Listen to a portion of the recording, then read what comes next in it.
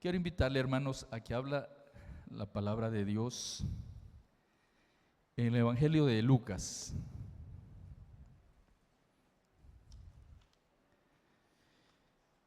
Evangelio de Lucas.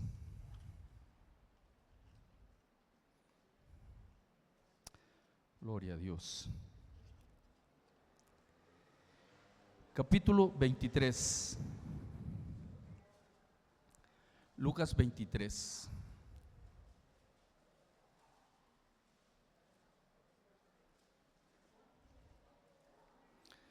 Vamos a leer un pasaje muy conocido por todos los creyentes, por todos los cristianos. Pero la lectura bíblica siempre trae nuevos acontecimientos, revela nuevos pensamientos. Y vamos a ver qué dice ahora la palabra de Dios. La leemos en el nombre del Padre, del Hijo y en el poder de su Santo Espíritu. Lucas 23, y vamos a leer los versos del 39 al 43. Aleluya. Gloria a Dios. Leemos la palabra del Señor, hermanos. Amén.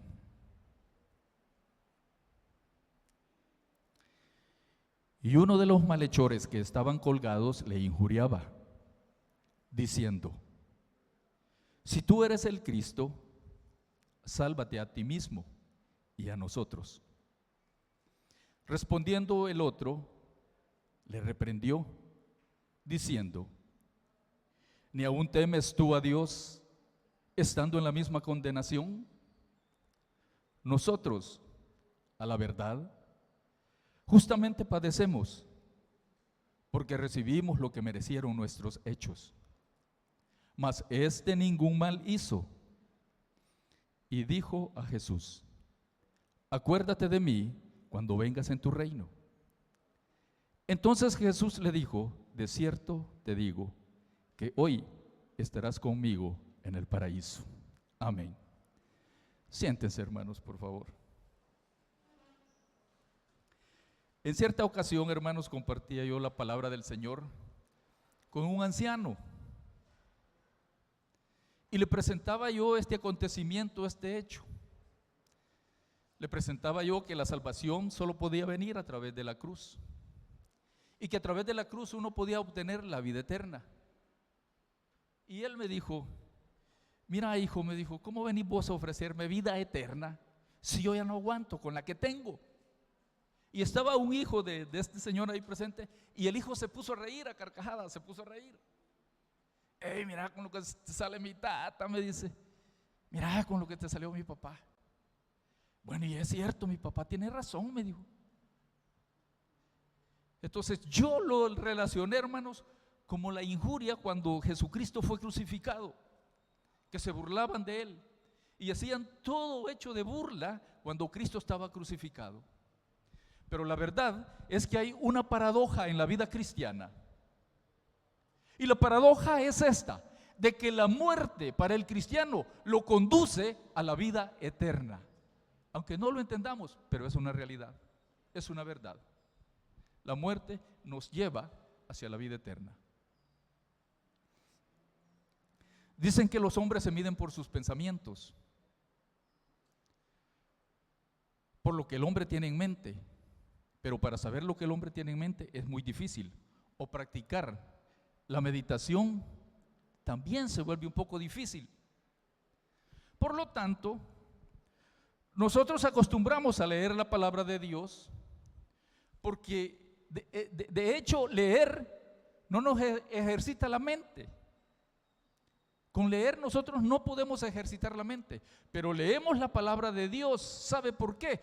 Porque la lectura tiene la llave de ese cofrecito que se llama sabiduría. Y cuando usted abre el libro para leer, ese cofrecito que usted abre de sabiduría le hace pensar. De hecho, podemos decir que cuando nosotros leemos, también estamos practicando el pensamiento. Y este pensamiento, cuando nosotros abrimos la palabra de Dios, los pensamientos son una fuente de sabiduría. Y si es una fuente de sabiduría, cuando leemos, también ejercitamos nuestro pensamiento. Y eso es la fuente óptima de todo buen pensamiento, la palabra de Dios. Porque hoy se está levantando una generación que vienen a los cultos, no traen la palabra de Dios y tampoco la leen en sus púlpitos. De una vez van directo a la palabra y usted no sabe en qué están hablando, a qué se refieren. No.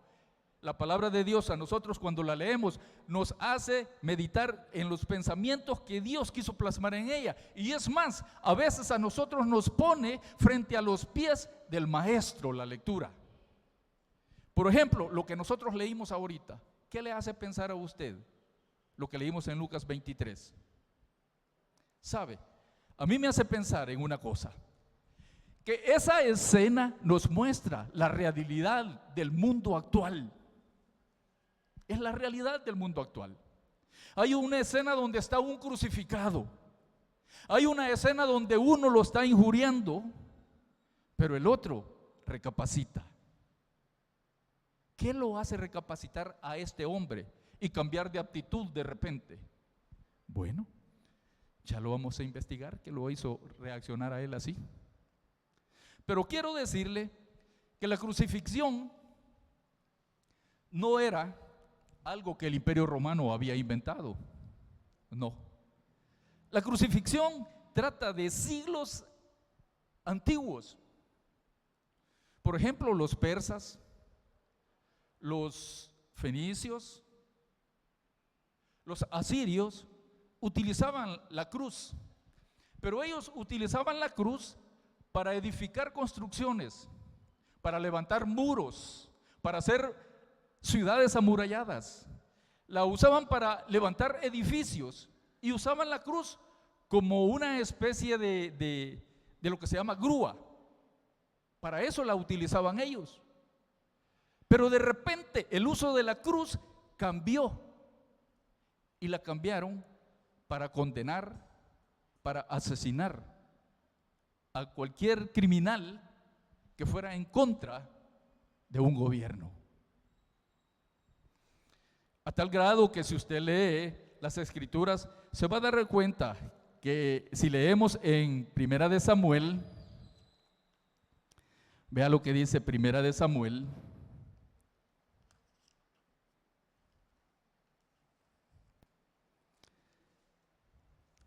Permítame, hermanos. En Primera de Samuel, capítulo 31,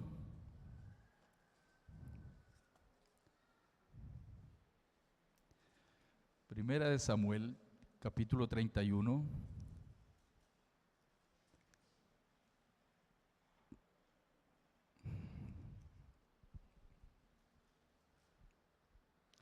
En los versos creo que son del 9 al 10. Vea lo que dice. Dice así la palabra de Dios: y le cortaron la cabeza y le despojaron de las armas y enviaron mensajeros por toda la tierra de los filisteos para que llevaran las buenas nuevas al templo de sus ídolos y al pueblo. Y pusieron sus armas en el templo de Astarot y colgaron su cuerpo en el muro de Bet-Sam. Primera de Samuel está hablando de la muerte de Saúl. Saúl, dicen ellos, que le cortaron la cabeza, y la cabeza para ellos fue un triunfo. Y más que un triunfo, quizás digo yo, que fue una forma de venganza, porque su caudillo, el caudillo de Israel, David, había vencido a un guerrero poderoso de los filisteos y le había cortado la cabeza. De modo que nosotros podemos decir que el cortar la cabeza era un acto como de victoria, era como un acto de victoria, el cortarle la cabeza a su adversario, a su enemigo. Y David le cortó la cabeza a Goliat. Ahora, Primera de Samuel muestra que los filisteos hicieron lo mismo y le cortaron la cabeza a Saúl. Y esa cabeza la llevaron como un trofeo a los ídolos, a Dagón, al templo de Dagón la llevaron, y las armas la llevaron al templo de Astarot, las armas de Saúl. Pero ¿qué hicieron con el cuerpo de Saúl? El cuerpo de Saúl dice que lo exhibieron, lo pusieron en un madero y lo pusieron sobre un muro en Bet-Sam. Ahí pusieron el cuerpo de Saúl, exhibido como crucificado. Es cierto, Saúl no agradó a Dios en sus actos, porque Saúl quiso agradar más al pueblo que agradar a Dios. Pero sin embargo, Dios estaba mandando un mensaje a través de la exposición del cuerpo de Saúl en ese muro. Y lo presentaron ahí. Pero vea lo que dice también Deuteronomios 21, versos 23, 22 y 23. Deuteronomios 21.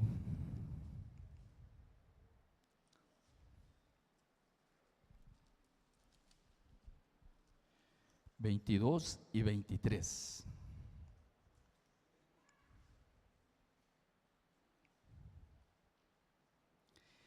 Dice así la palabra del Dios: si alguno hubiere cometido algún crimen digno de muerte, y lo hiciereis morir, y lo colgareis en un madero, no dejaréis que su cuerpo pase la noche sobre el mismo día.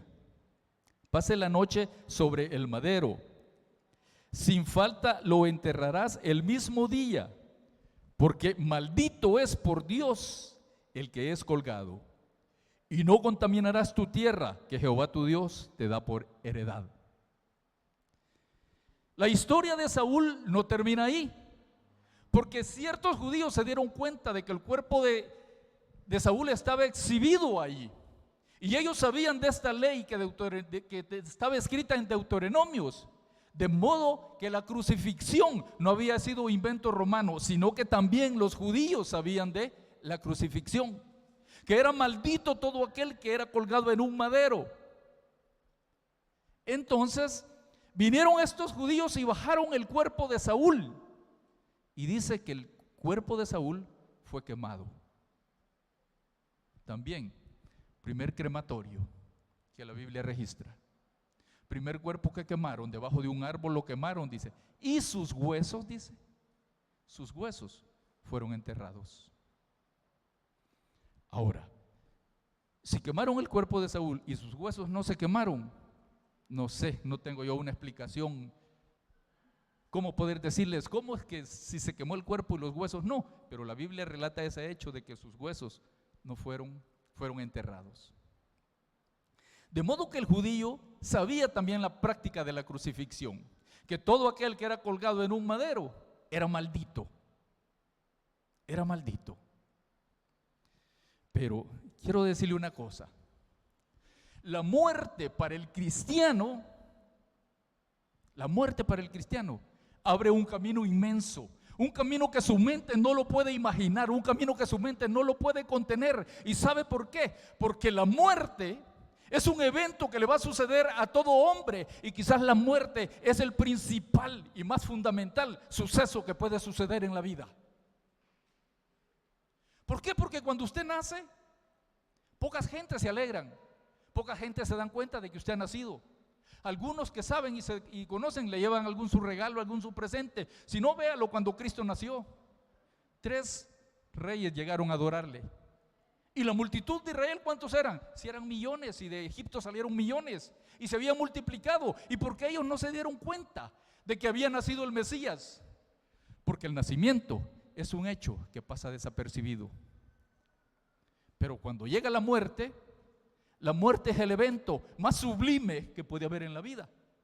Porque cuando usted muere, todo el mundo se da cuenta y se lamenta. Incluso llega gente que ni lo conoció a su velorio. Llega gente que ni lo conoce a uno. Y cuando se dan cuenta, murió fulano, se lamentan y piensan: tan buena gente que era, o mala gente que era. Pero la muerte es un suceso que para el cristiano abre otras dimensiones, abre otro camino, abre otra oportunidad, porque el que ha creído a Dios sabe para dónde va, tiene un destino, tiene una brújula que tiene una dirección, y esa dirección se llama Dios. Hablaba yo con una prima mía que vive en los Estados Unidos y dice que su esposo se puso mal de COVID. Y un día publicó allí, dijo: estoy preocupada, estoy afligida, quiero que oren, necesito oración por mi esposo porque hoy sí está mal, mal. Pues poco a poco ella nos tenía informado y dijo: mi esposo se está recuperando, ya casi. Bueno, al fin salió del hospital, hoy salió del hospital. Ahora que mi esposo salió del hospital, quiero compartir con ustedes algo. Yo había sido escéptica para creer en Dios, pero mi esposo me contó que él murió. Y cuando él murió, dice que entró a un túnel y que el túnel, al final del túnel, vio una luz brillante. Y cuando vio esa luz brillante, le dijo: regrésate, porque no es tu tiempo. Y dice que cuando él regresó, él se vio en el hospital con un montón de aparatos, le estaban dando choques, y dijeron: este se murió. No, todavía tiene vida, todavía respira, démosle. Y él se recuperó y salió del hospital. Y ese testimonio se lo contó a mi prima. Y hoy mi prima dice: estoy agradecida con Dios por la oportunidad que le dio a mi esposo. Y le digo: Dios habla de muchas maneras, primo. Dios habla de muchas maneras. Y hoy en día nos habla a nosotros por su Hijo. ¿Sabe por qué? Porque lo que yo acabo de leer, hubo una separación de tiempo. La muerte de Cristo vino a nosotros a mostrarnos los postreros tiempos. Allí dividió los tiempos. La muerte de Cristo hizo una separación. ¿Por qué? Porque nosotros entramos a los postreros tiempos con la muerte de Cristo. Si algo le entiende, diga amén. Sí, la muerte de Cristo hizo eso. Ahora bien, ¿recuerdan ustedes cuando, yo no recuerdo el año del Campeonato Mundial de Fútbol? Fue la final entre Francia y Croacia, creo yo, no estoy muy seguro, pero fue una final de Francia y Croacia, que Francia ganó 4-2 a los croatas. Y en ese día de la victoria de los franceses, un locutor se hizo famoso, porque cuando Francia ganó, dijo él esta expresión: hoy, dice, yo puedo morir tranquilo, porque vi a mi selección de fútbol ser la campeona. Y yo me puse a reflexionar y pensé y dije yo: ¿cómo puedo decir yo, a través de lo que yo siento, a través de mis expresiones emocionales o de las pasiones que yo estoy viviendo, decir que estoy tranquilo para morir? ¿Cómo puedo estar diciendo yo que estoy tranquilo para morir? Solo por el momento de gloria que estoy pasando, por las pasiones que estoy viviendo. No podemos decir eso nosotros. Para poder decir que estoy tranquilo para morir, tenemos que estar en Cristo primero, porque Cristo, a través de su muerte, puso paz en nuestros corazones con la crucifixión. Puso paz. Pero el mundo así lo entiende. Ahora, la escena de la crucifixión, estaban dos ladrones ahí. Si usted lee los capítulos que narran los evangelios de la crucifixión, son muy interesantes, porque ninguno de los 4 evangelios narran los hechos similares, aunque sí tienen parecido, pero algunos cuentan una historia y otros cuentan otros. Por ejemplo, el caso de Mateo, él cuenta y dice de que en el momento que Cristo murió, los sepulcros se abrieron y salieron aquellos que fueron resucitados. Un evento que Lucas y Marcos y Juan no lo declara. Otro de los evangelios dice que los dos lo injuriaban. Los otros no declaran que los dos lo injuriaban, pero yo asumo que los dos lo injuriaban. ¿Sabe por qué? Porque el acto de la crucifixión tenía un protocolo. El Imperio Romano, cuando tomó control de toda la Tierra Santa, tenían como arma fundamental para disuadir a los criminales y a todo aquel que robaba y hacía mal a la sociedad, la crucifixión. Entonces la crucifixión tenía un proceso. Primero eran las burlas. Se reían de él, le hacían mofa, se burlaban, hacían escarnio de él y le decían toda aberración que podría decírsele a ese criminal. Como cuando en nuestra sociedad alguien viola a una niña o alguien mata a una familia completa. Todos decimos un montón de cosas contra el criminal, contra el asesino. Y eso lo tenía el Imperio Romano. ¿Y sabe por qué? Porque el Imperio Romano no tenía poder en absoluto de poder crucificar a uno que naciera libre, a uno que fuera ciudadanía romana. Ellos, el imperio, el gobernador, no podía crucificarlo. A pesar de que hiciera el crimen que hiciera, el gobernador no tenía potestad ni derecho alguno de poder llevar a la condenación a un ciudadano romano. Pero sí llevaba a un ciudadano romano toda vez en cuando el César diera la promulgación de que fuese crucificado. Si César decía que fuese crucificado, el ciudadano romano era crucificado. Porque ya había un edicto y de ese edicto César no se iba a retractar. Lo tenían que crucificar. Entonces, cuando ellos hacían eso, primero se burlaban de él, hacían escarnio, chiste, lo que sea.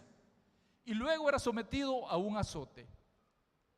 Y ese azotamiento que le hacían al criminal no era para mostrar su rudeza contra el crimen que había sido o para mostrar crueldad contra aquel que había cometido la falta. No. ¿Sabe por qué lo hacían? Era para aliviarle el dolor del sufrimiento que se venía sobre él. Porque la crucifixión no era un acto sencillo, vaya que me van a crucificar y yo ya voy a estar muerto. No, era un sufrimiento terrible, ya saber por qué. Ahora, cuando hacían eso, luego de que era azotado, le ponían la cruz sobre su hombro, al que iban a crucificar. Y esa era una señal de que sus días sobre la tierra se habían acortado. Y que ya no había esperanza para aquel que cargaba su cruz. Ya no había esperanza. Mi vida se terminó. Hasta aquí es el último día de mi vida.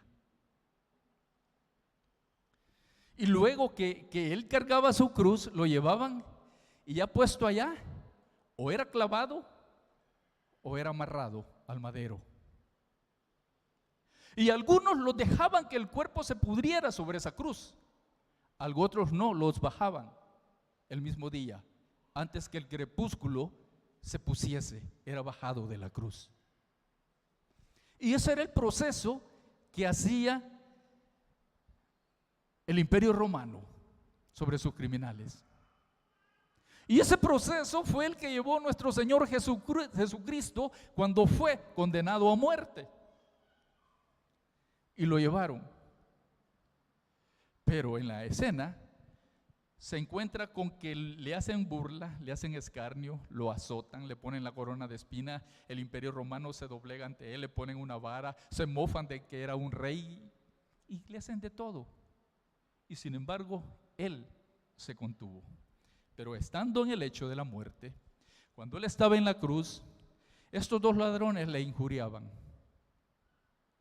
Si eres tú, el Hijo de Dios, ¿por qué no te salvas a ti y nos salvas a nosotros?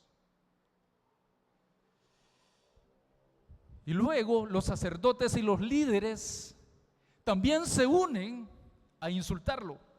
Y sabe, el insulto más grande que Jesús ha tenido sobre la tierra ha sido en ese momento de la crucifixión. Cuando los líderes religiosos le dijeron: si tú eres el Cristo, tú que derribabas el templo en 3 días y lo reconstruías, ahora no te puedes salvar a ti mismo, desciende ahora en esa cruz y muéstranos que tú eres Dios. Y si tú te bajas de esa cruz, nosotros creeremos. Ese fue el insulto más grande. El insulto más grande, ¿sabe por qué? Porque tocaba la esencia de Dios, tocaba todo el ser interno que había en Jesús, que era Dios mismo.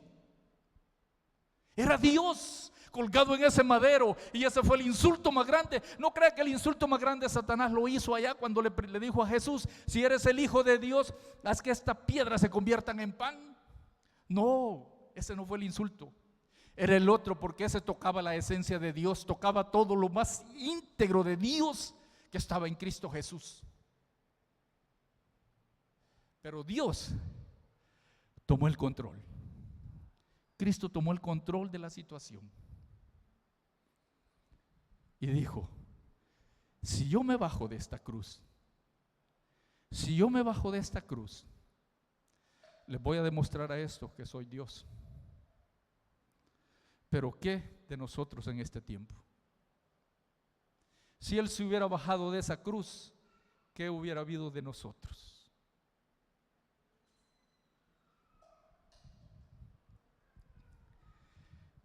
Cuando nosotros nacemos, o mejor dicho, remontémonos a la vida de Adán. Cuando Adán estuvo en el paraíso, tenía una comunicación con Dios. Y Adán sabía que tenía vida eterna. Mientras tanto, él no había cometido error delante de Dios. Pero vino el diablo, le susurró y le dijo: con que Dios os ha dicho, ciertamente no moriréis. Seréis igual que Dios y tendrás sabiduría igual que Dios. Conocerás el bien y el mal. Y Adán le creyó. Pero sabe, el plan de Dios no se estaba constituyendo allí en Edén. No, la Biblia nos declara a nosotros, y vea lo que dice en el libro de, permítame que lo tengo por aquí, en el libro de Primera de Pedro, capítulo 1, verso 18.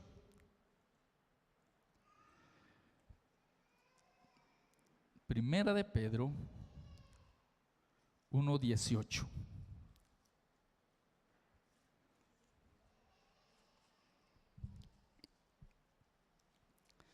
Primera de Pedro 1:18.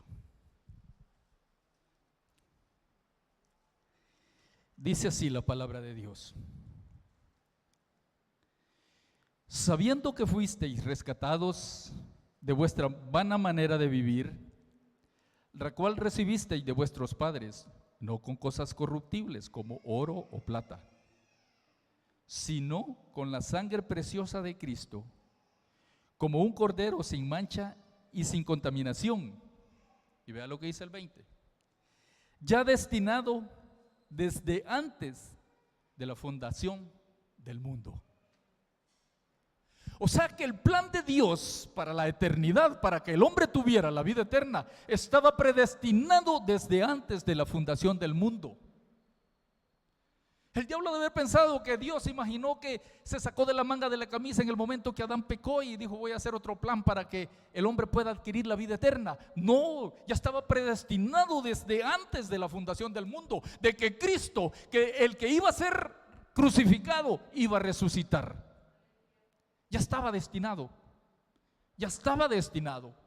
Y eso debería ser una alegría para la iglesia actual, porque no estamos solo en esta batalla que recorremos. Algunos nos pueden tomar como locos, y claro que tienen razón. ¿Y sabe por qué? Porque Pablo, cuando expuso su evangelio, y dice que fue a los atenienses, y él les dijo: la locura de la cruz, les voy a predicar la locura de la cruz. ¿Y sabe por qué? Porque los atenienses y los romanos tenían dioses que eran inmortales. Para ellos dioses no morían. Los dioses de ellos no morían porque eran inmortales. Tenían a Júpiter, a Zeus, tenían a no sé quiénes más, cuántos dioses tenían, a Diana. Y ellos no morían porque eran eternos los dioses. Pero cuando Pablo les presenta a Cristo como Dios y muriendo Dios en una cruz, para ellos fue locura. Pero Pablo dijo: la locura del evangelio es lo que nos da a nosotros la vida eterna. Por supuesto, hay grandes pensadores, como habían unos historiadores en la época de Pablo. Uno de ellos se llamaba Tácito. Era un historiador romano.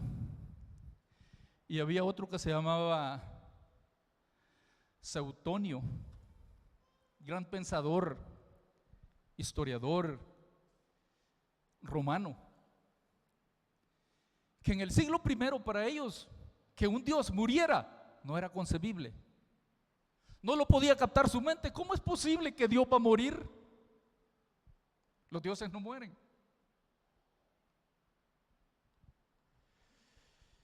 Y hay uno que es actual, de nuestra contemporáneo de nosotros, Federico Nietzsche. Y él escribe algo y dice: Dios está muerto. Dios está muerto. Pero sale un filósofo allí y le pregunta a Nietzsche: ahora que ya moriste y que estás allá y que viste la presencia de Dios, ¿puedes decir ahora que Dios está muerto? ¿O puedes decirnos quién ocupó el lugar de Dios? No tiene respuesta. No tiene respuesta.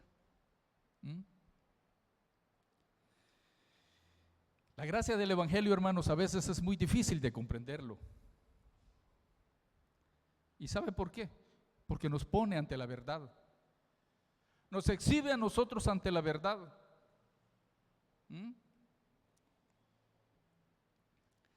Porque nosotros, entre Dios y nosotros, existía una barrera grande, profunda y claramente, que se llamaba el pecado.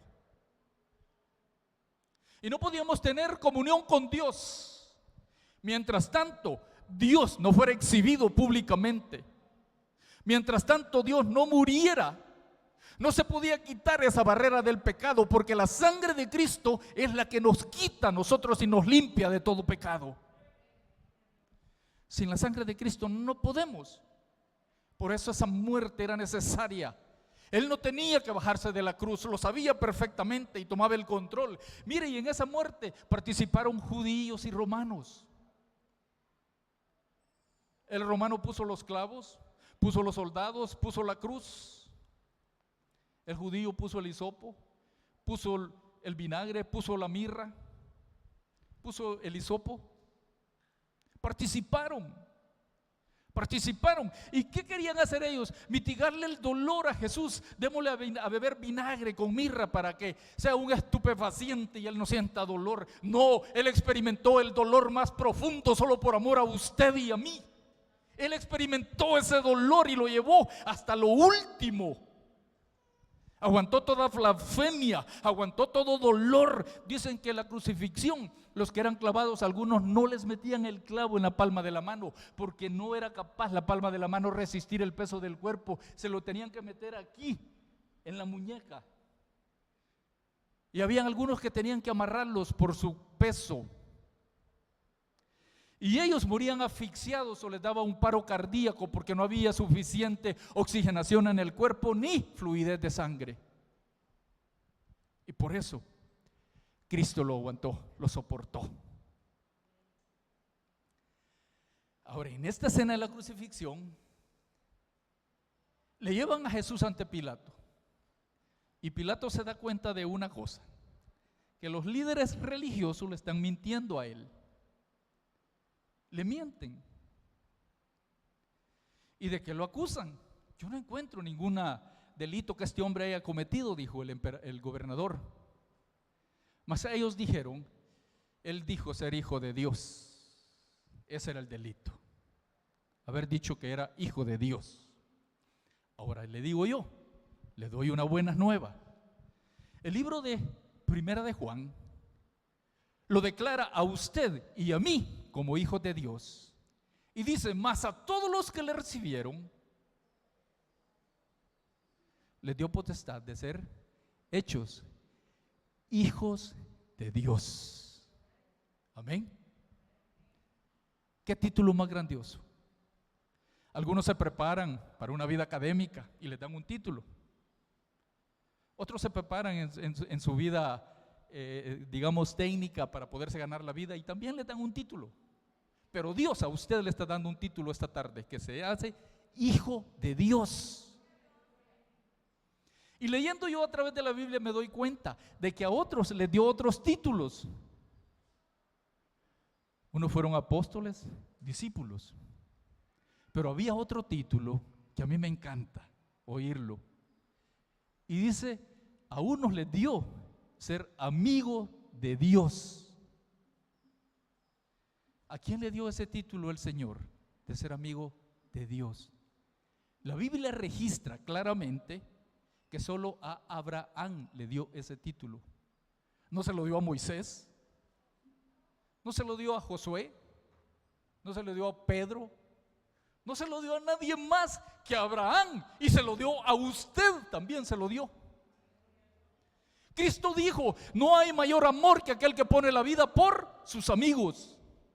Y Él puso su vida por usted, a usted lo llamó su amigo. Y de Abraham, ¿qué dijo?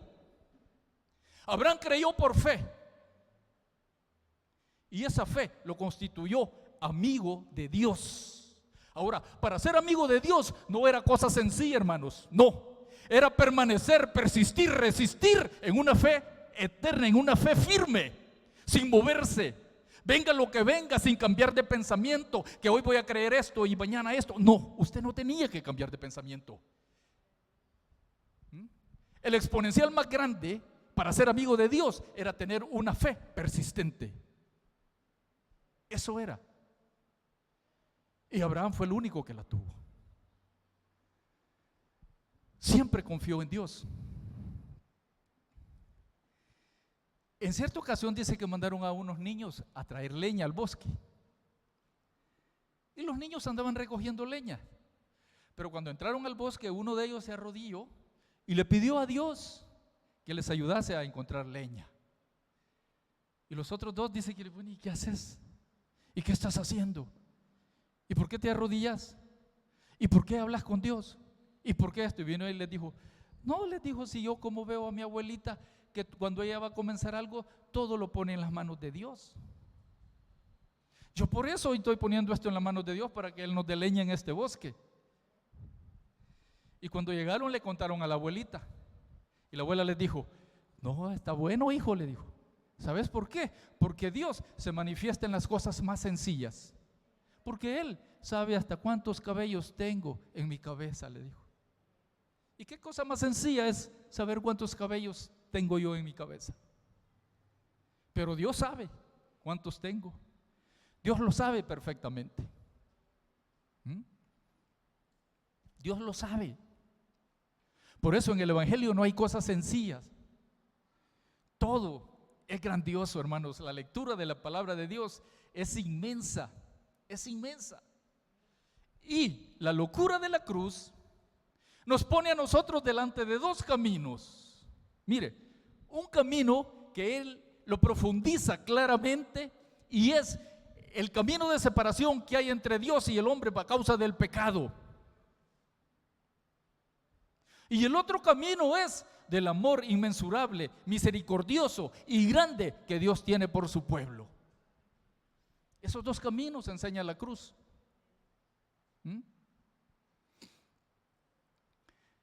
El adversario, cuando entró en la vida de Judas y puso ambición en la vida de Judas y el deseo de quitarle la vida al Mesías, el adversario no sabía que estaba él cavando su propia tumba. No lo sabía, lo ignoraba. Y dijo, hoy es la oportunidad en que yo pueda deshacerme del Mesías y de matarlo. Pero él no sabía la cantidad de bendición que traería lo que Cristo iba a hacer.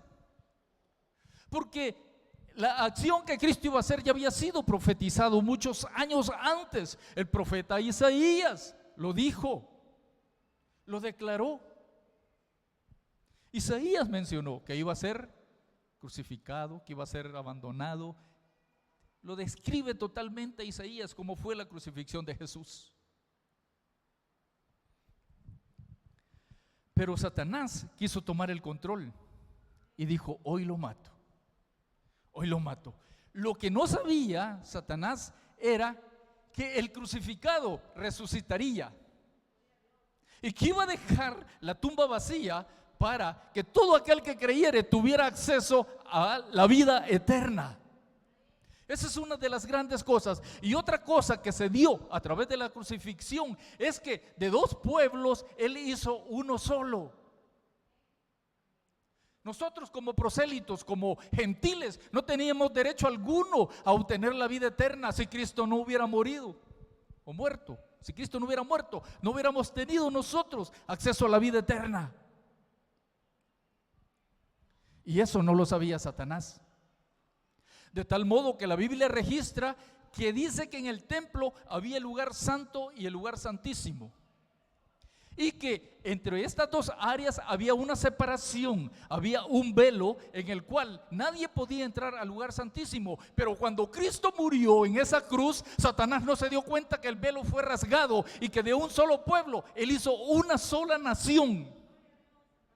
Por lo tanto, ahora no hay gentil, no hay judío, sino que hay creyentes en Cristo Jesús y que creemos en la resurrección, que es para vida eterna. Es para vida eterna. Eso no lo sabía Satanás, que se iba a dar en el momento de la muerte de Cristo. No lo sabía. Ahora, al que estaba crucificado con Cristo, ¿qué lo hizo cambiar de actitud? Bueno, Él le dijo: ni aun tú temes, estando en la misma condición. Este hombre quizás se transformó a sus hechos, a las fechorías que él había cometido.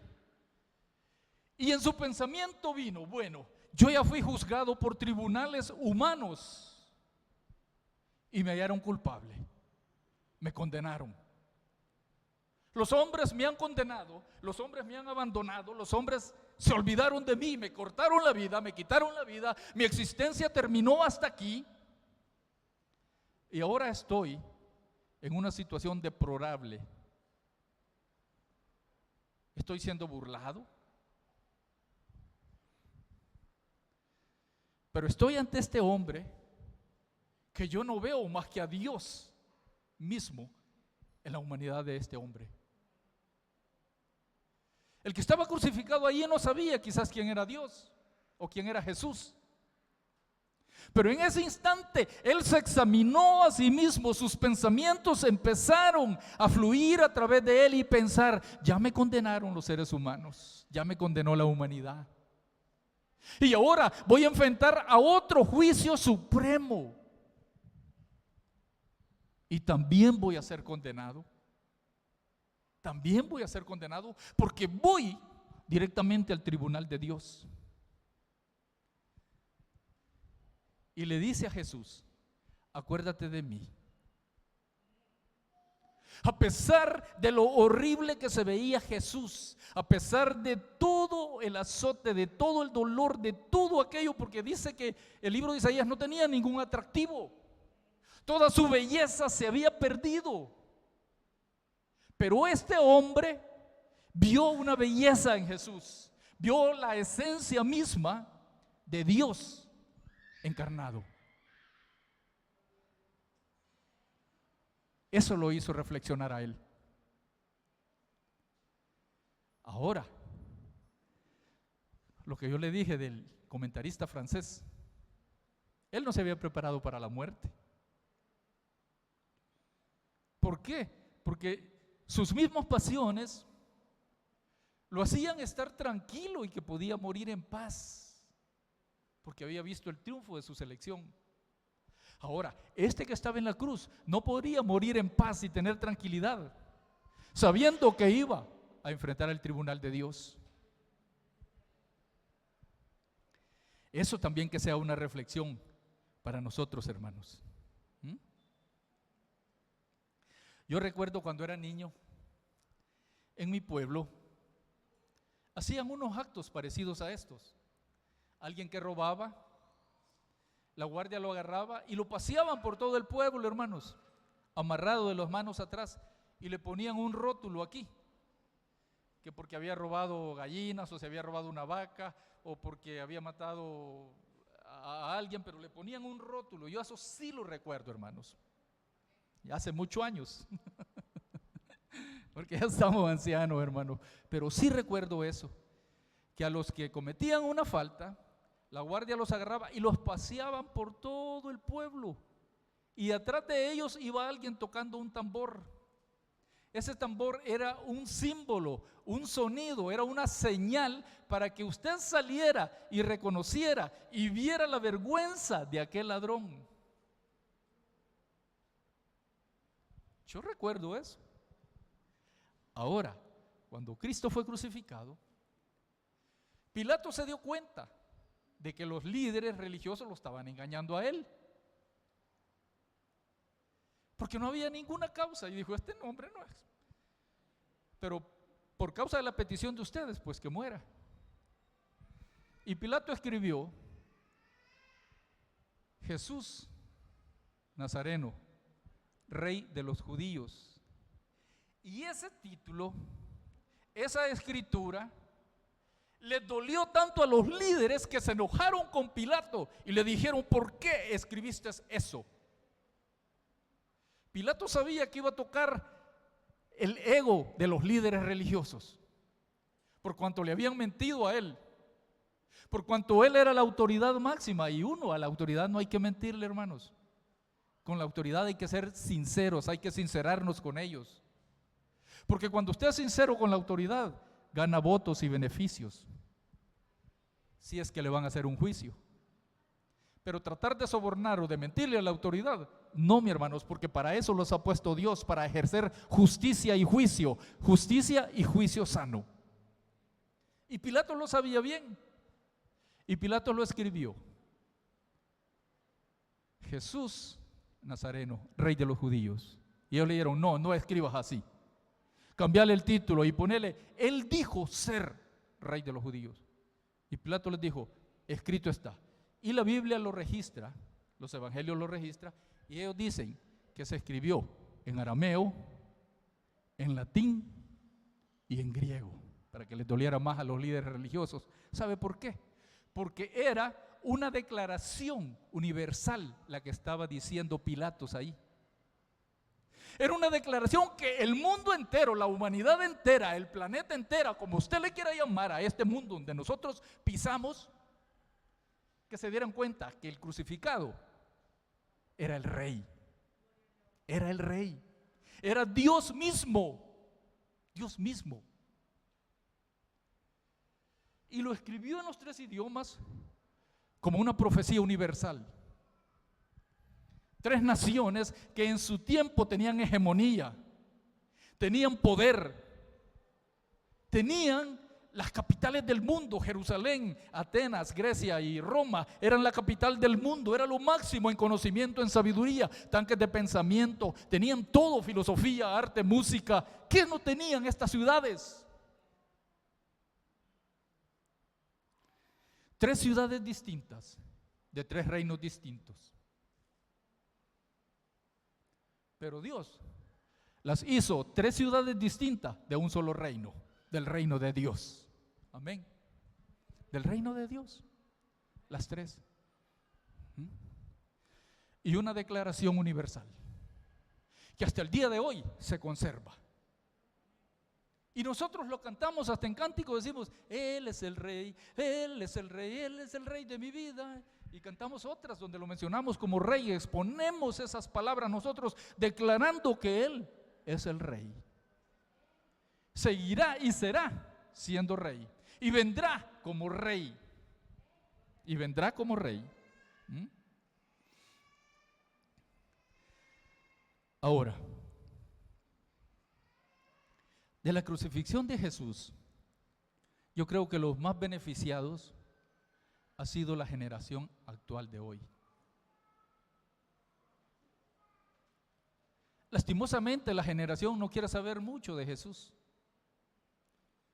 Perdemos el tiempo en otras cositas y no queremos introducirnos en la lectura bíblica. No queremos tener una intimidad, una comunicación con Dios.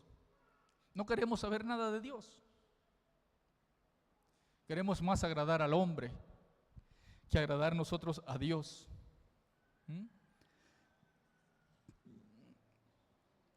Queremos hacer eso nosotros.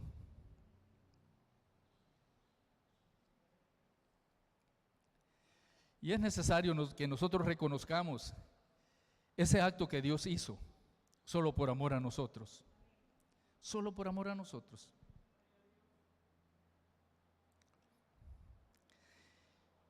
Este hombre pensó antes y dijo: no, yo no quiero tener doble condenación. Yo no quiero tener una vida condenada por los hombres, ni una vida condenada por Dios.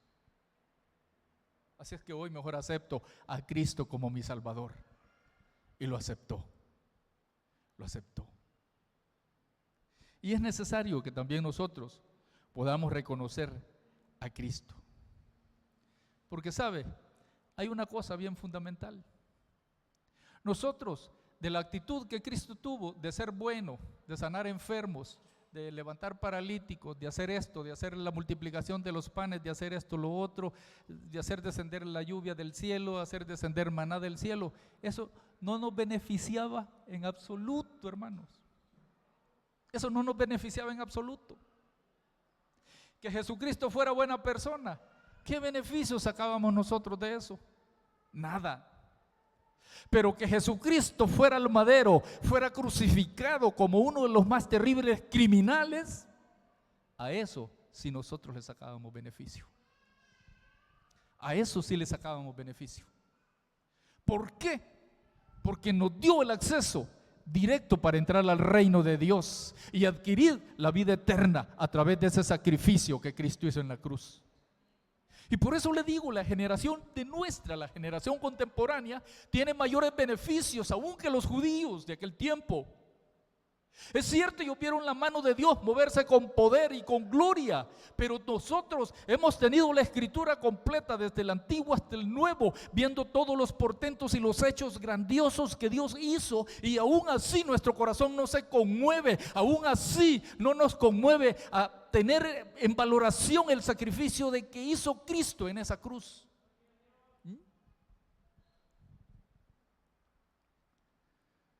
Fue un amor grande el que se mostró en la cruz. Un amor grande.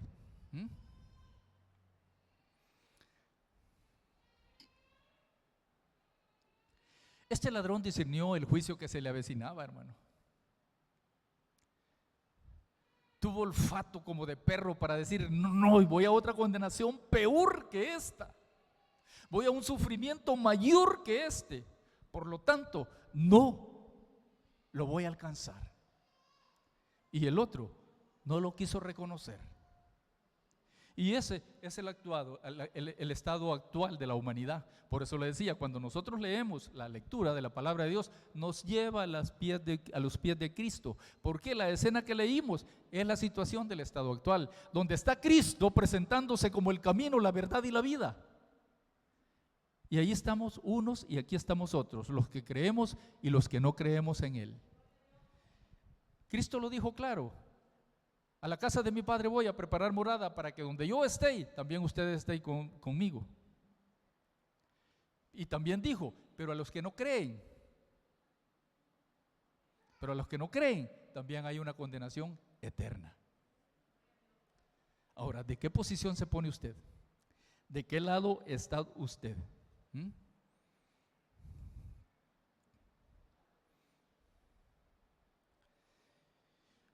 Porque el hombre actual no puede llegar a Dios a través de sus obras, hermanos. No podemos llegar a Dios y ganar el corazón de Dios a través de nuestras obras. No. Solo podemos llegar a Dios a través de la obra y el sacrificio que Él hizo en la cruz del Calvario. Mire, lo que le hablaba yo del acontecimiento de la vida y la muerte. Nosotros nacemos vivos. Y aún en las partidas de nacimiento, yo no sé si ponen nació vivo o si nació varón, nació hembra, no sé qué le ponen ahí, nació vivo. Pero también implícitamente viene en nosotros la muerte, porque no tenemos un conocimiento espiritual cuando nacemos. No hay un conocimiento espiritual de niños. No tenemos un conocimiento. Por lo tanto, es cierto, tenemos vida, pero estamos muertos para Dios. En cuanto empieza el crecimiento de nosotros, que pasa de la niñez a ser adultos, a ser jóvenes adolescentes, y de los jóvenes adolescentes a ser adultos, hay un proceso, y ese proceso a nosotros nos acarrea un conocimiento que debemos de llevar. Lo mismo es la vida cristiana. Porque cuando nacemos, nacemos vivos, pero nacemos muertos para Dios. Por lo tanto, el pecado está implícitamente en la vida de todito ser humano, sin excepción de ninguno. Así es que la muerte está presente allí. Pero cuando llegamos a tener uso de razón, uso de nuestros pensamientos, y nos damos cuenta de la existencia de Dios y de lo que Dios hizo por querer salvar la raza humana, ahí nos pone a nosotros en un dilema y tenemos que tomar una dirección, tenemos que tomar un camino.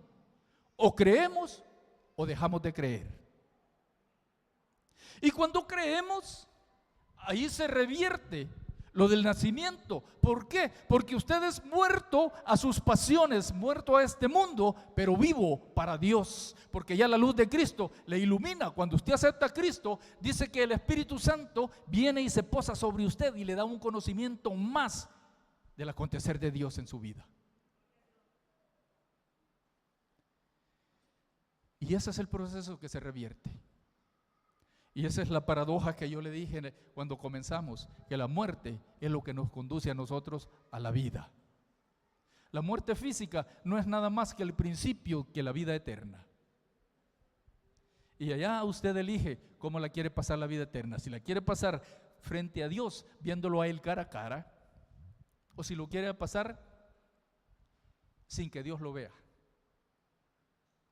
En el lago donde dice Jesús, ahí es decisión suya, porque en cuanto a las decisiones, Dios no tiene injerencia sobre nosotros. Somos libres, somos libres.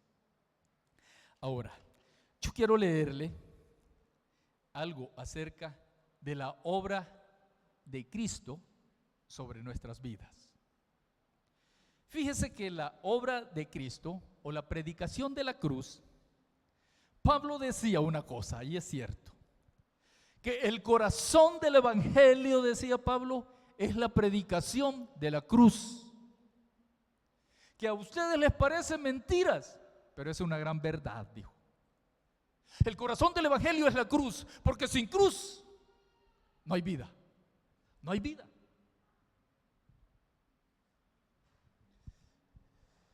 Eso es lo que Pablo decía. Pero ahora en estos tiempos, el alma del evangelio, el alma de la iglesia, tiene que ser la predicación también de la salvación a través de la cruz. Y eso debe ser la misión principal y el alma principal de la iglesia. ¿Sabe por qué? Porque a mí a veces algunos jóvenes me dicen, mira, yo no te veo en iglesia, que ya no te metes tanto, que ya no tienes mucha injerencia, y le digo yo, ¿y de qué me sirve a mí tener injerencia en la iglesia? Si mis hermanos, los que llegamos aquí, la mayoría tenemos el conocimiento necesario de cómo acercarnos a Dios. Mejor preguntarme, le digo yo, ¿qué injerencia hace mi vida allá afuera? ¿Qué injerencia hago yo en mis compañeros de trabajo? ¿Qué injerencia hago yo cuando me conduzco por un autobús, cuando me conduzco por un parque, por una calle, por una plaza? ¿Qué injerencia hago yo? A ellos, le digo yo. Pero tener injerencia en la iglesia, no, le digo yo. No es más revelante eso. Es más revelante tener injerencia afuera de la iglesia que dentro de la iglesia. Porque allí es donde nosotros damos testimonio. ¿Por qué? Porque a veces aquí tenemos un rostro y allá tenemos otro. Y el cristiano no debe ser así. Si somos cristianos donde sea. A buen salvadoreño dicen, el que es perico, donde sea es verde, dicen. Amén. Pero quiero leerles yo esto que dice el efecto de la cruz, cómo obra en la vida de cada ser humano. Y pone primero que la muerte de Cristo en la cruz tuvo un efecto punitivo. Los que son abogados me van a entender lo que es punir. Y punir es el acto de buscar a un culpable. Busquemos a alguien que las pague. Hace poco hablaba yo con un vecino y me decía él a mí, mira, me decía, eso de la política es cosa seria. Fíjate, me dice que en la Segunda Guerra Mundial, Hitler avanzaba con sus ejércitos tomando toda Europa y de repente se levanta Japón y empieza a atacarlos. Estados Unidos quería ingerir en la guerra, pero las Naciones Unidas le dijeron, no, alto, no te metas, déjalos a ellos.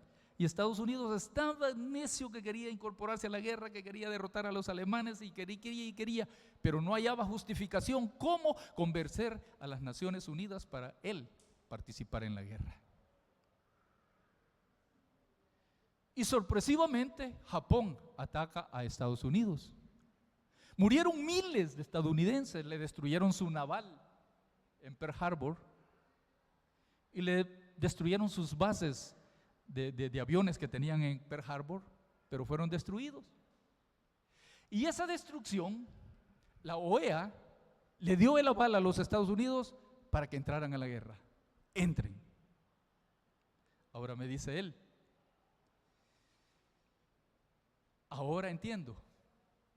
Estados Unidos se hizo víctima para poder entrar. De lo contrario, él no podía entrar a la guerra porque le ponían una barrera. Le ponían una malla, una separación, no puedes entrar, pero él quería participar y la única forma era que lo atacaran a él, que expuso miles de vidas de soldados, sí, murieron, pero al final Estados Unidos salió victorioso, se incorporó a la guerra, le dieron el aval y se metió. Fue una artimaña, fue algo punitivo, porque buscaron un culpable. Y así fue también la muerte de Cristo. Fue una muerte punitiva porque buscaba un culpable, alguien que pagara por el pecado de miles de creyentes. Busquemos un culpable, pero ese culpable ya estaba predestinado desde antes de la fundación del mundo. Cristo dijo, no me quitan la vida, yo mismo la pongo, porque tengo el poder de ponerla y tengo el poder también para volverla a tomar. O sea, Cristo fue el culpable. Fue una muerte punitiva, porque el culpable fue el mismo Jesús que se tomó como víctima y lo dejaron en el total olvido. Cuando Él fue crucificado, el ser punitivo es buscar un culpable y dejarlo en el olvido, olvidarse de Él, por el hecho que ha hecho, por la culpabilidad. Y Jesús tomó sobre sí ese juicio del pecado de nosotros. Porque los culpables era usted y era yo, el culpable de nuestras acciones y de nuestros pecados, que nos separaba de la presencia de Dios. Pero Jesús dijo, no, yo voy a ser culpable y voy a pagar por ti, y mi sangre te va a redimir de pecado. Y eso fue lo que hizo Jesús. Puso su vida y Él fue el culpable. Fue una muerte punitiva. De ahí, Él puso una muerte sustitutiva. Y sustitutiva es porque Él sustituyó nuestro lugar. Él tomó nuestra posición, se tomó ese lugar que nosotros merecíamos. Y por eso lo profetizó Isaías, que el Mesías debería ser muerto por nuestras iniquidades. Él tomó ese lugar de sustitución de nosotros. Porque los culpables de juicio éramos nosotros por causa de nuestros pecados. Luego dice que fue una muerte voluntaria. Voluntaria. Jesucristo dijo, nadie me quita la vida, sino que yo mismo la pongo. Tengo poder para ponerla y tengo poder para tomarla de nuevo. Y este mandato lo tomé, dice, de mi Padre. O sea que cuando Él ya venía aquí, ese mandato ya lo traía, de que iba a tener, que iba a ser voluntario llevar a esa cruz. Y fíjese que la muerte de Cristo tiene tanta relación con todo, aún con el templo que Salomón hizo. Porque dice que en el templo de Salomón había un lugar, era el propiciatorio, y ya vamos a hablar del propiciatorio aquí. Y el propiciatorio era una mesa donde ponían ahí el pan de la preposición y habían ahí unos querubines sentados sobre esa mesa. Pero donde estaban los querubines había una base de oro. Esa base de oro era una como, ¿cómo le puedo decir yo? Como una especie de mesita. Y esa estaba justo donde comenzaba el velo del templo. Estaba en el lugar santo, el propiciatorio, y luego estaba el lugar santísimo. Y cuando el cordero iba a ser inmolado, que iban a presentar ofrenda de sacrificio del cordero, el sacerdote degollaba el cordero y la sangre de ese cordero, traía un poco de sangre y la rociaba sobre ese propiciatorio. Le echaba la sangre del cordero así, encima de ese propiciatorio. Y por eso es que dice que también la muerte de Cristo fue propiciatoria. ¿Por qué? Porque de hecho favorece hacer un bien y satisfizo los requisitos necesarios que Dios requería para la muerte del cordero. Porque el corderito que mataban en el templo tenía que ser puro y sin mancha, dice ese cordero. Y el sacrificio de Dios fue exactamente igual, fue puro, sin mancha, sin pecado, sin ninguna relación con el pecado. Y esa limpieza de deidad que Dios tenía en Jesús, lo hizo propio para el sacrificio. Y por eso esa sangre en esa cruz sirvió de propiciatorio para nuestro pecado, para el mío y para el suyo. Esa sangre sirvió de propiciatorio. Además dice que fue redentor. ¿Qué es redentor? Redentor viene la palabra redimir. En aquel tiempo existían mercados y el mercado estaba lleno de venta de esclavos. Y los esclavos se vendían al mejor postor. Tenía un precio la vida humana. Alguien llegaba y decía, voy a comprar este esclavo. Generalmente el esclavo era alguien que se vendía para alguien, para ser servidor, para servirle. Y tenía un precio. Y la muerte de Cristo también fue redentora para nosotros, porque tuvo un precio. Leímos al principio que dijo, no fuimos comprados con precio de algo corruptible, no, fuimos comprados a precio de sangre. Él pagó y dijo, a todos estos esclavos yo los redimo ahora con mi sangre preciosa. Y nosotros estábamos inmersos en ese mercado de esclavos, porque el pecado nos había condenado a esa posición de esclavitud. Y Cristo nos vino a nosotros a dar libertad. Dijo, los compro, ahora son libres. Son libres. La sangre de Cristo nos hizo libres de todo pecado. Aunque el diablo nos quiera mentir y nos quiera poner nuestros pensamientos en duda y tergiversar nuestros pensamientos, no podrá, porque sabemos que la sangre de Cristo tiene poder y nos limpia de todo pecado. Nos limpia de todo pecado. También la muerte de Cristo fue reconciliadora, porque por ella fuimos reconciliados a tener comunicación con Dios. ¿Se acuerda lo del velo?